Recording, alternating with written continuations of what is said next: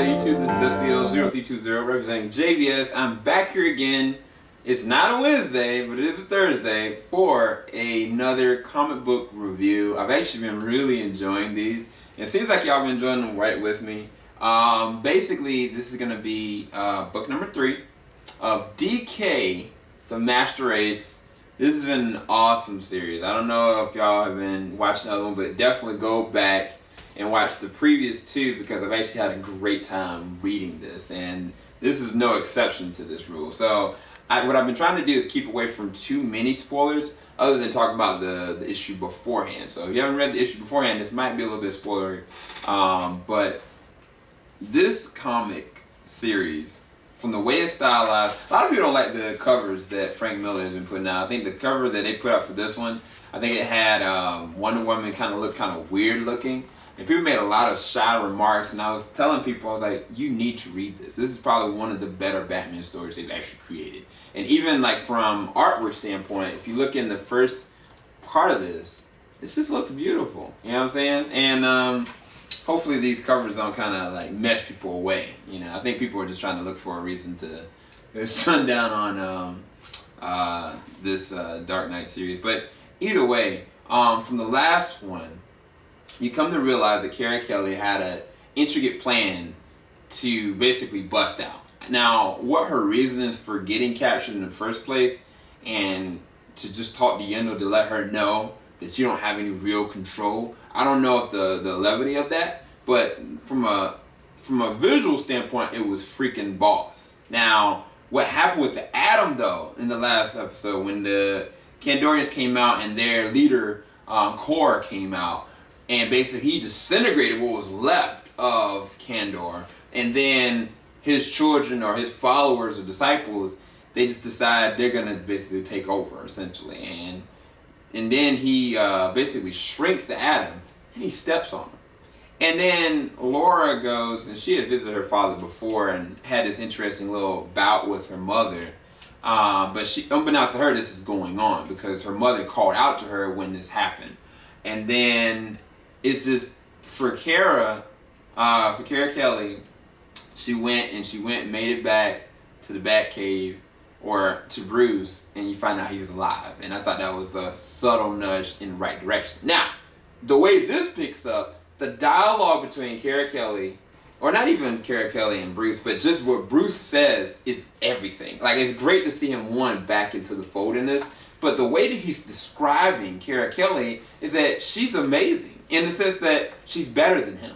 Like, he describes different points of her, like he's all blunt force and he's all this and that, where she's finesse. She allows her enemies to think that she's faster, and she actually is. And she's smarter, she's calculative. Certain things that she manipulates from, even with Yendo and even in the situation in this issue, is quite unprecedented in a lot of different ways. But what the biggest thing is the fact of what war is looming, and it's with these Kandorians. And so, because these are Kryptonians, Bruce, of course, is equipped with trying to, create a deterrent, as it were. But when he starts to realize what's going on in the news, and you actually get to see these different images of these creatures or these aliens literally just enslaving people. Like, I think there was one showing where some dude gets his body like contorted, and like it's just evil.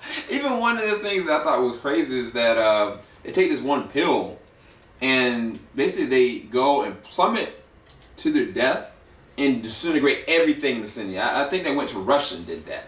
And I was like, oh my gosh, it looked worse than a nuclear fallout. Because it was lightning that kind of was pushed and meshed around it. Like, imagery like that in and of itself is just really powerful and really enriching. And it's like, Bruce knew that they had to do something about it. And one of the things, even with Laura from the last episode, you see that her dad, Superman, is under the ice, like why he did that. And you get to understand in this issue some of the reasons why. And Bruce details it and talks about it more. It's like Kara Kelly had her opportunity to talk in the last book, but really this is all Bruce and his dialogue, even towards the very end, and how they're going to have to deal with this threat is even crazy. Now, I will say, though, there's a huge turn that happens that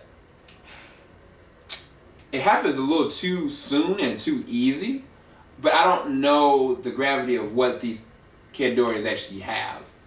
And that's really the reason why I might have to deduct certain points from this one. But it was a solid read. I mean, it progresses the story so well. I think that what pushes it back up is when they get to this. And I'll show it to you right here.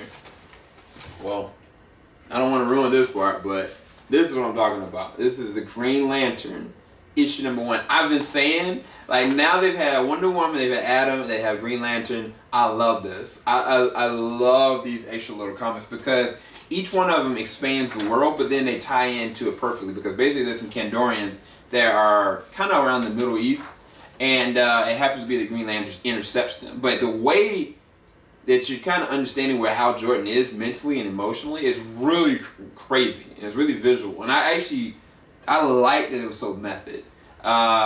Even the events that happened in those were shocking.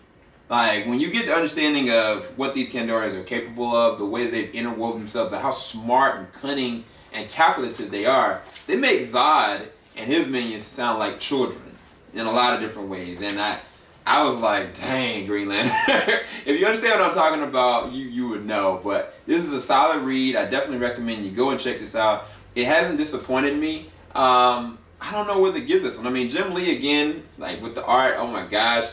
Issue number 4 has already come out. I'm probably going to try to get that when this booklet comes out, which the booklet won't come out until May sometime, because I'm not going to open my comic.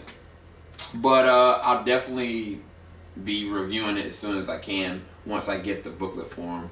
What do I give this one as a number? I'm between an 8.5 and a 9 again.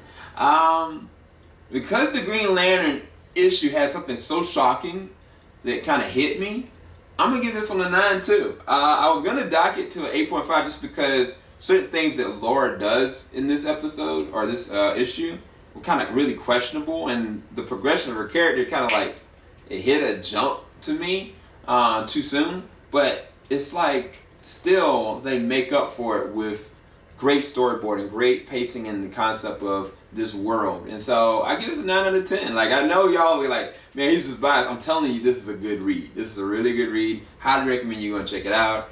Yeah, I don't have anything else. Hopefully y'all enjoyed this review for book number 3, DK3, The Master Race. I'll be back for book number 4. Keep it locked. JBS don't stop. Y'all have a blessed one. Peace.